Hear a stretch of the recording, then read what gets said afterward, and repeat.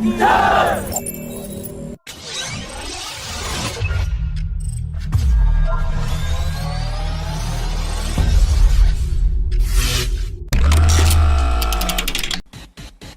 and Egypt held a series of high-level engagements, during which India has offered to create production facilities for Tejas lift variant and helicopters in Egypt, as it plans to retire 100 Chinese-made K-80 trainers.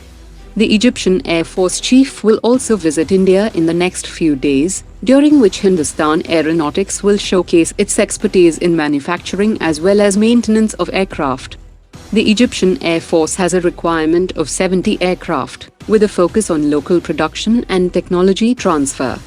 Besides the Tejas lift, India has offered to establish joint production facilities of advanced light helicopter and the light combat helicopter. Officials have said that there is a significant demand in the Middle East and North Africa region for such platforms, and Egypt will be a good base for Indian-made defense platforms. India's Tejas Mark 1A has also emerged as the front-runner for a Malaysian requirement of 18 light combat aircraft, for which India has offered a package deal that includes maintenance and spares for Malaysia's Su-30 fighter jets. An Argentinian delegation had recently evaluated the JF-17 Block 3 fighter jets, and they were not impressed with the capabilities of the aircraft, after which China has agreed to take more than 50% of its payment for the JF-17 fighter jets in beef export from Argentina, and has also agreed to provide long credit line. China is planning to break into the South American market, and the Argentinian assembly line will give them a foothold and improve the export potential of the jet in this market. India's Tejas Mark 1A is also on offer to Argentina without British-made components and systems, but India might have to resort to a barter deal to win the tender, mainly due to the shaky economic condition of the Argentinian government.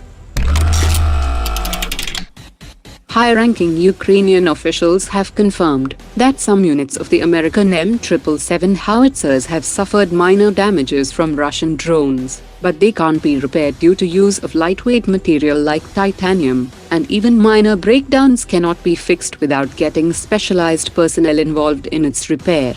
The Indian Army is carrying out trials of the Kalyani Group's 155mm 39 caliber ultralight howitzer in all-steel variant and all-titanium variant, and the third all-steel truck-mounted variant.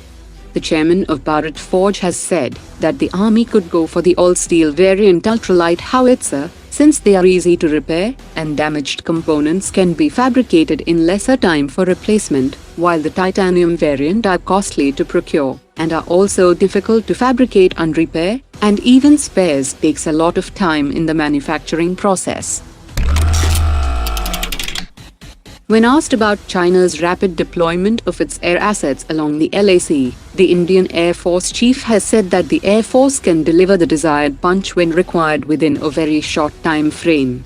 He also added that the Chinook helicopters have started operating from one of the two earmarked bases in the eastern sector, and the infrastructure development is nearing completion at the second base.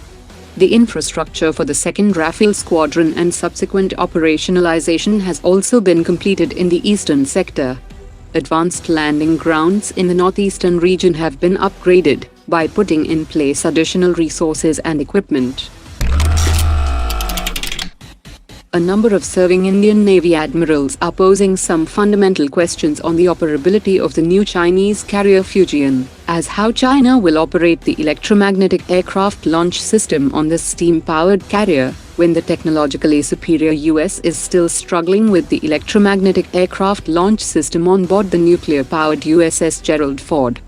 The U.S. Department of Defense report mentions that the electromagnetic aircraft launch system is performing sub-power with frequent breakdowns and is unreliable.